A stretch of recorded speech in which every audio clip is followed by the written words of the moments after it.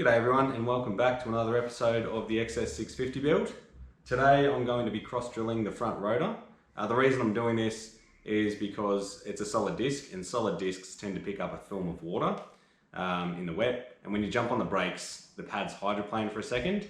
So to eliminate that problem I'm going to drill holes to break up the surface of the disc, which will reduce the amount of water that's able to collect and also provide a path for it to disperse more rapidly. It's got other advantages as well. Increased surface area allowing heat to disperse more rapidly and also reducing unsprung weight. Not so much of an issue with this bike because I've already added to the unsprung weight with a pretty solid fork brace, but I guess taking a little bit away again is not going to hurt. So yeah, before I kick off, I'd like to take this opportunity to thank everyone who's subscribed to my channel. It really helps to know that what I'm doing is worth watching, because without that I wouldn't bother. Filming this stuff makes it take so much longer than it needs to, but I've enjoyed doing it, and if you've enjoyed watching it and you haven't subscribed, please do so. Click the like button and leave any comments with suggestion or feedback that you might have. I'd also like to thank a friend of mine, Nick, for helping me out with music for my YouTube videos. Nick runs a pest and vermin control business, and he's also got a YouTube channel where he reviews rifles and shooting equipment. I'll leave a link to that in the description below. So if you're into your shooting like I am, head over and check out his videos. All right, so let's get into it.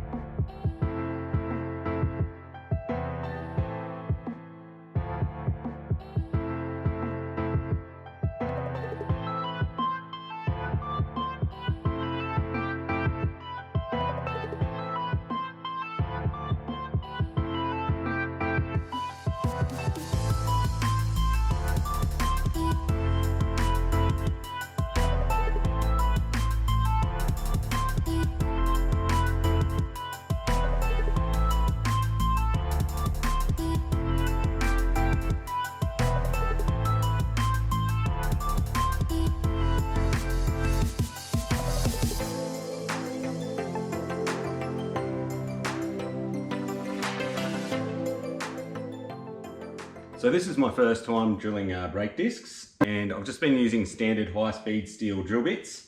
They're really not cutting it. This one here is drilled about 3 holes, and I'll give you a look at what it's doing now.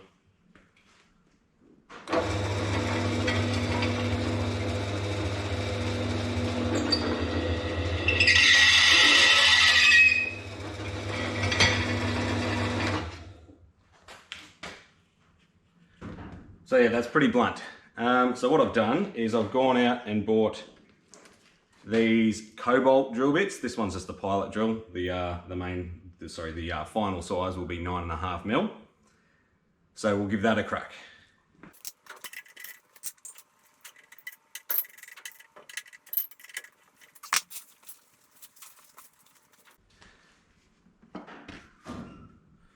So we'll make sure we keep the cutting fluid up to it. I'm drilling this at 300 RPM. Well,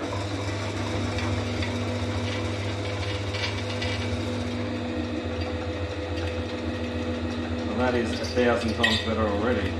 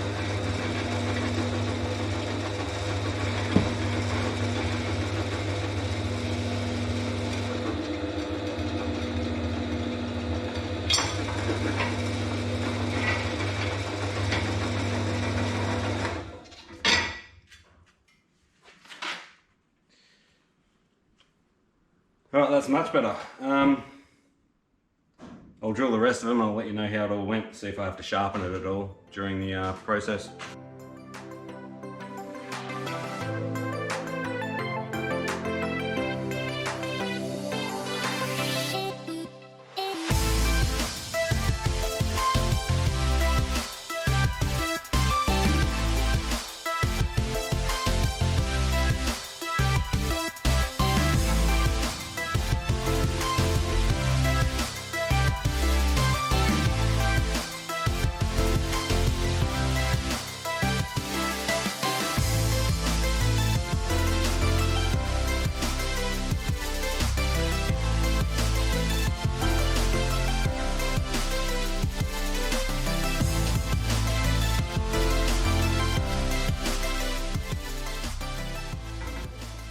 Okay, there you have it. That was 25 holes with the Cobalt drill bit, and it didn't even show any signs of blunting. So if you're going to do this, don't waste your time with high-speed steel drill bits, because they just won't cut it. Just spend the money on the Cobalt ones and be done with it. Wish I had done it yesterday. That's half a day wasted, but whatever. Let's drill them out to size.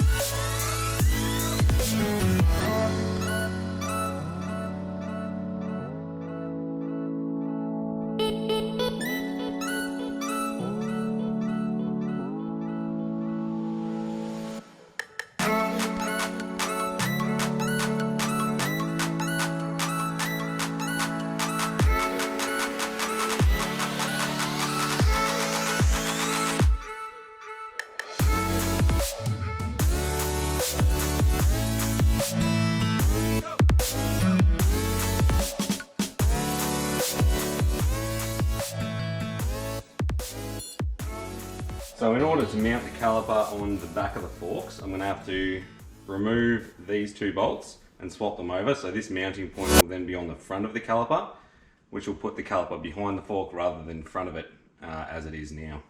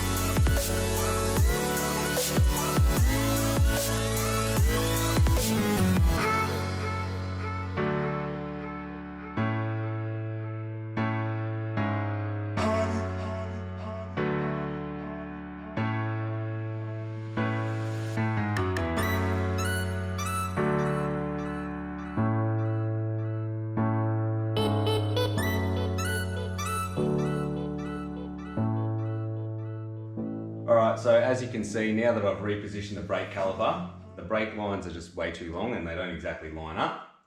I would replace them with braided lines, but I don't really have any room in the budget right now. So all I'm going to do is I'm going to shorten up this solid part of the brake line and I'm just going to have it sitting there like that. Alright, so here's the finished product. I think it looks pretty cool. I should have done this before, but I'll take this opportunity to explain what I've done and why I've done it. So you'll see that I've drilled an alternating pattern of 3 holes, 2 holes, 3 holes. The reason you want to do that is you want to cover the entire swept area of the disc. And you want to take as close as you can to an even amount of material across the whole swept area as well. So you'll see that the bottom edge of this outside hole lines up with the top edge of the next hole in, which is offset. And they've got a slight overlap as well, so on and so forth across the whole swept area. So if you were to line these 2 holes up with these 3 holes, you'd have a slot covering the whole surface. The only exception to that is the outside edge. I probably could have left more material there, but I was being overly cautious. I don't think it'll really affect the braking performance that much anyway. But yeah, if I was to do it again, I'd probably move this whole lot out another 3 mil or so. But yeah, there it is. I know I said it at the start, but I'll say it again now. If you enjoyed watching, please like and subscribe and leave any comments that you might have as well. And I'll see you again in about a week. See ya.